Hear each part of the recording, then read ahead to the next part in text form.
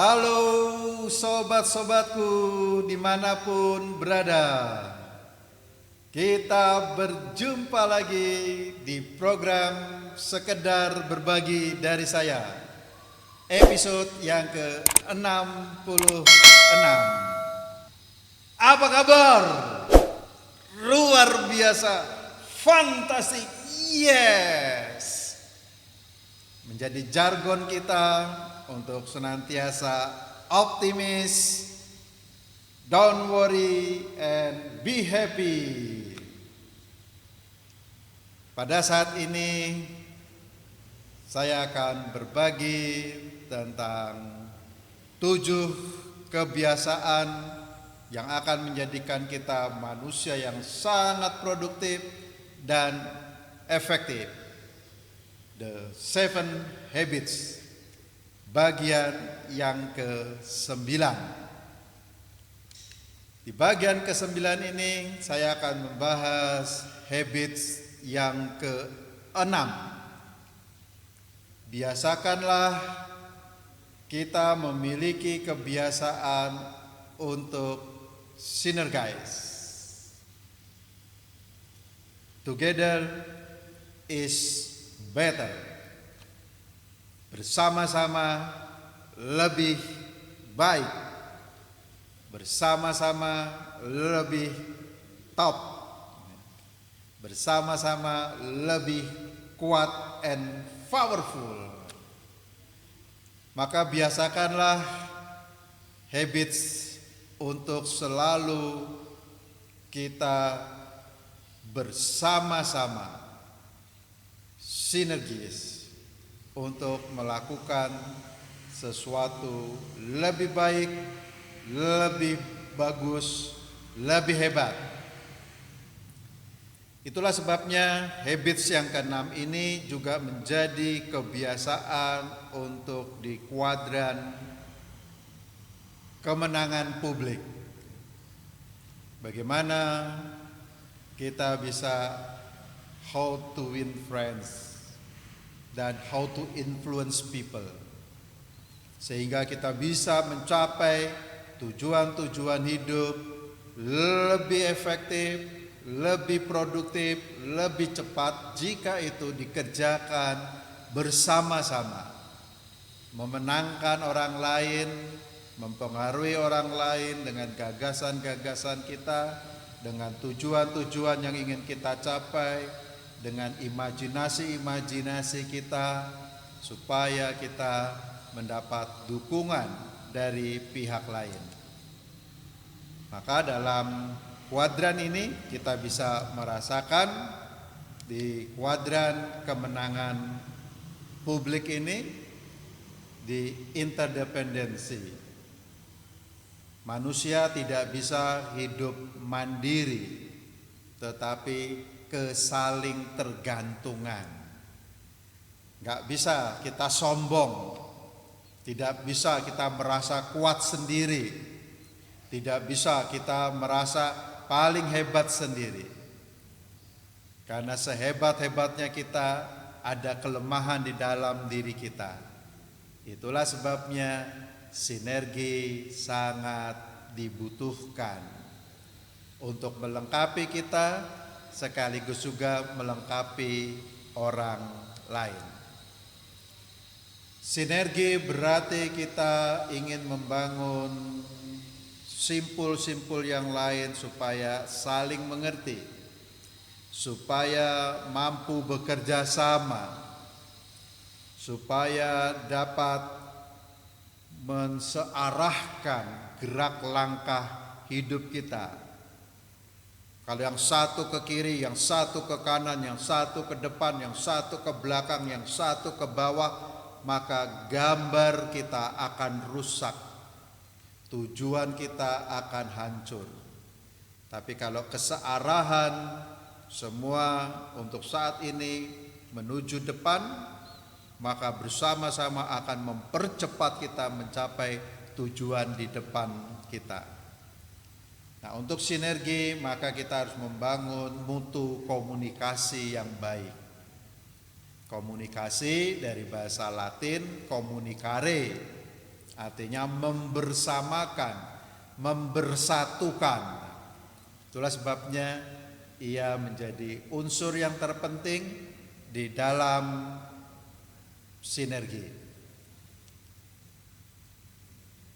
Helen Keller mengatakan, sendirian begitu sedikit yang bisa kita perbuat. Bersama-sama berarti kita bisa menghasilkan jauh lebih banyak. Maka sinergi harus kita bangun sebagai kebiasaan kita untuk menjadi manusia yang produktif dan efektif. Sinergi adalah memanfaatkan perbedaan.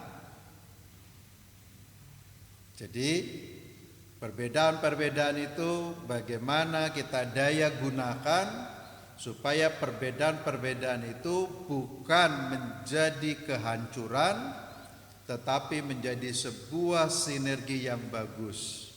Perbedaan-perbedaan itu justru menjadi sebuah kekuatan bila perbedaan-perbedaan itu dimanfaatkan dengan tepat dan benar. Itulah sebabnya sinergi adalah sebuah kerjasama, teamwork yang bagus.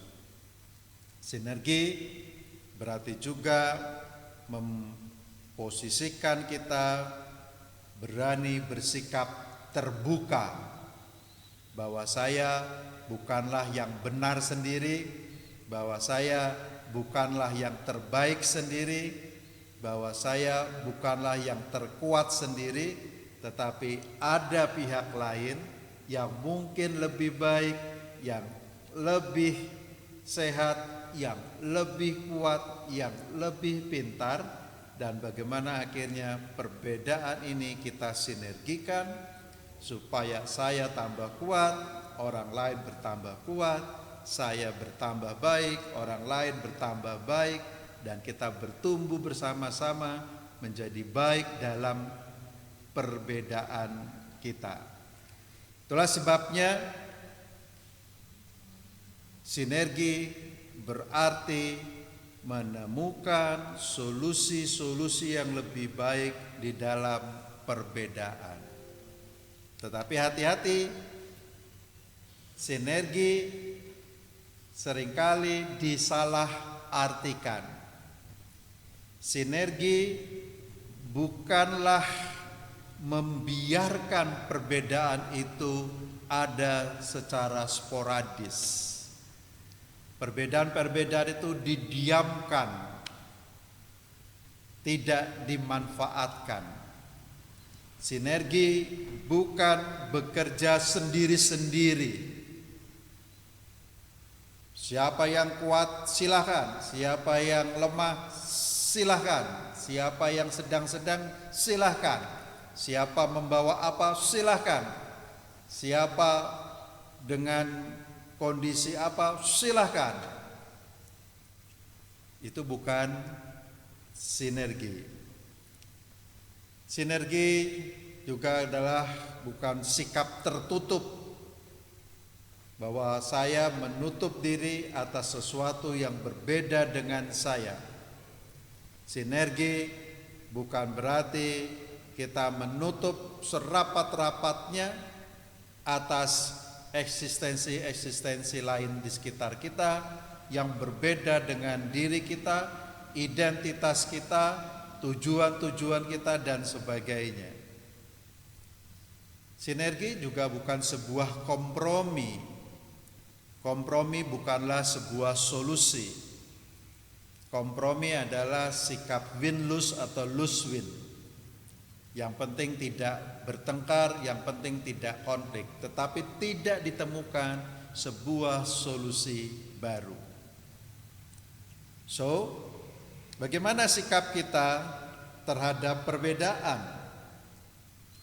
Ada 5 sikap yang bisa kita lakukan untuk membangun sinergi atau menghancurkan sinergi. Bagaimana memanfaatkan perbedaan-perbedaan itu sebagai sebuah sinergi. Seringkali orang takut dengan perbedaan. Itulah sebabnya seringkali orang paling mudah menolak perbedaan. Ia ingin merasa di zona nyaman. Ia ingin tidak diganggu dengan hal-hal lain di luar dirinya. Jika ia gelap, ia senangnya hanya dalam kegelapan. Ia tidak mau tentang terang. Dia tidak mau ada berita tentang terang. Sikap yang kedua adalah sikap yang menghindari. Oke, dia terang, aku gelap. Oke, aku terang, dia gelap. Itulah sebabnya saya tidak mau bertemu. Itu sikap menghindari. Idenya dia adalah A, ide saya adalah B, saya berbeda. Itulah sebabnya saya tidak mau hadir bersama-sama dengan dia. Maka sikap itu adalah sikap menghindari. Kita tidak berani mendialogkan sikap kita tidak berani mendialogkan gagasan-gagasan kita tidak berani mendialogkan perbedaan-perbedaan kita, dan cenderung kita menghindari diri dengan orang-orang yang berbeda dengan kita. Sikap yang ketiga adalah membiarkan eksistensi A, eksistensi B berbeda, tapi dibiarkan berjalan secara sporadis, seringkali bertabrakan satu dengan yang lain, dan perbedaan-perbedaan itu tidak dirajut, dibiarkan saja, tergantung arah anginnya. Jika arah angin yang satu ke selatan, yang satu ke utara, yang satu ke barat, biarkan saja. Sikap yang keempat, sikap menghargai. Oke, aku A, kamu B, aku memberi jempol. Tapi sikap A dan sikap B tidak melahirkan sebuah solusi yang baru. Kita hanya menghormati orang yang berbeda dengan kita. Kita menghargai perbedaan itu. Tetapi kita tidak merajut perbedaan itu menjadi sebuah solusi bagi kehidupan kita, bagi diri kita, bagi gagasan-gagasan kita, bagi siapapun yang berjumpa dengan kita, jika kita berada di dalam perbedaan itu. Nah, sikap yang kelima, sikap yang paling ideal dalam membangun habits kita yang keenam ini, yaitu memanfaatkan perbedaan. Memanfaatkan perbedaan menghasilkan sebuah solusi yang bagus. Solusi yang memberikan kehidupan yang berbeda secara kualitatif. Solusi yang mengajarkan kita jauh lebih baik bahwa sikap saya yang A, sikap dia yang B, jika ditemukan solusi, ada sikap C yang bisa kita kerjakan dari dua perbedaan ini. Dan itu sangat powerful, sangat menginspirasi, sangat imajinatif untuk membangun kehidupan kita yang lebih baik, yang lebih bermartabat, yang lebih menghargai diri kita dan sesama kita. Di dunia ini tidak ada orang yang serupa sama sekali. Tidak ada dua orang yang persis sama sekali. Baik warna kulitnya, baik bentuk matanya, baik rambutnya, dan sebagainya. Sekalipun orang itu kembar. Jadi perbedaan itu harus kita hormati sebagai personalitas yang diciptakan oleh Sang Pencipta. Mengapa seringkali kita takut dengan perbedaan? Kita sering menolaknya. kita sering menghindarinya. Hambatan-hambatan dalam memanfaatkan perbedaan adalah rasa ketidaknyamanan. Kita takut keluar dari daerah nyaman kita, comfort zone kita. Seandainya kita dari suku A, kita kurang berani bergaul ke suku B, atau kita dari agama A, kita takut bergaul dengan agama B. Karena saya lebih nyaman berada di tengah-tengah orang yang satu suku dengan saya. Saya berada nyaman dengan orang-orang yang ada satu agama dengan saya. Nah, ini merasa kenyamanan yang sempit sesungguhnya, sehingga dia menjadi hambatan untuk bekerja sama. Saya lebih sulit bekerja sama dengan orang yang sukunya berbeda dengan saya.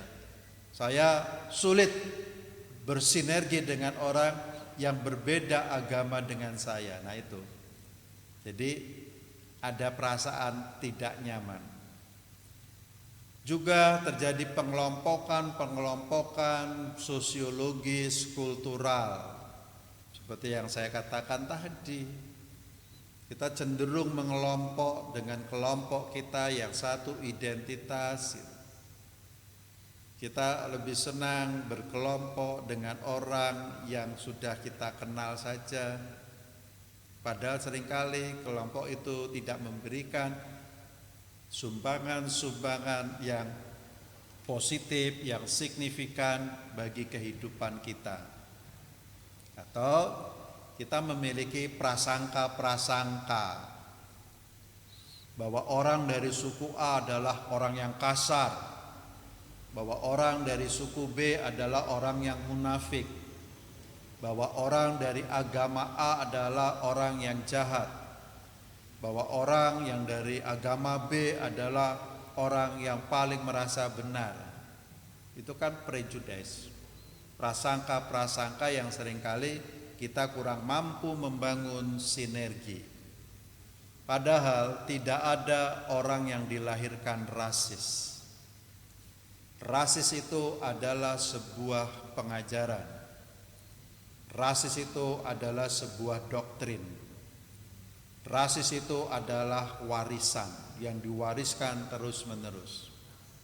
Sinergi harus menghancurkan itu. Sinergi harus mendelegitimasi prasangka-prasangka yang tidak membangun hidup manusia, prasangka-prasangka yang menghancurkan harkat dan martabat manusia. Kita memang beragam. Ini menjadi basis presuposisi kita untuk membangun sinergi. Sinergi justru dibangun karena kita sadar kita berbeda, kita beragam. Tapi perbedaan itu akan menciptakan tantangan dalam hidup kita untuk membuka jalan menuju penemuan-penemuan yang baru yang memperbaiki kualitas hidup kita. Itulah arti sinergi. Justru kita mengamini, kita mengakui bahwa kita memang beragam, kita tidak mungkin satu warna, kita memang tidak mungkin seluruhnya disamakan, sama rata, sama rasa. Tetapi dengan keberagaman itu justru menimbulkan tantangan-tantangan dalam hidup kita untuk menemukan sesuatu yang baru yang memberikan sumbangan positif bagi hidup kita. Itulah sebabnya sinergi bukan bim salabim abrakadabra. Sinergi terjadi. Sinergi adalah sebuah proses yang panjang, sebuah proses yang menuntut kerendahan hati, sebuah proses yang bersedia berkorban, sebuah proses yang empati terhadap orang lain, kondisi orang lain dan keadaan orang lain. sehingga sinergi selalu memberikan sesuatu yang paling dibutuhkan oleh pihak lain untuk kita bersama-sama mencapai tujuan-tujuan dan ideal-ideal yang kita harapkan. Oleh sebab itu, sinergi adalah seperti sebuah konser. Di dalam sebuah konser, ya, suara, instrumen musik bersama-sama kita dengar, begitu serasi, begitu indahnya, tetapi satu dengan yang lainnya tidak saling mengalahkan. Di dalam keberagaman itu kita bisa mengenal ini suaranya si A, suaranya si B. Kita bisa mengenal ini suaranya piano, ini suaranya drum, ini suaranya biola, ini suaranya seruling dan sebagainya. Dengan demikian, perbedaan itu tidak perlu harus kita tolak, tidak perlu harus kita hindari, tidak perlu harus kita biarkan, tidak perlu hanya sekedar dihargai, tetapi perbedaan-perbedaan itu dimanfaatkan sebagai sebuah konser kehidupan yang memberikan keharmonisan bagi kehidupan, memberikan sumbangan positif bagi kehidupan. So, sobat-sobat, yuk kebiasaan yang keenam ini selalu sinergi kita terus lakukan, kita perjuangkan sampai kita mencapai ideal-ideal kita. Oke, sampai jumpa di episode berikutnya. Yes, salam damai.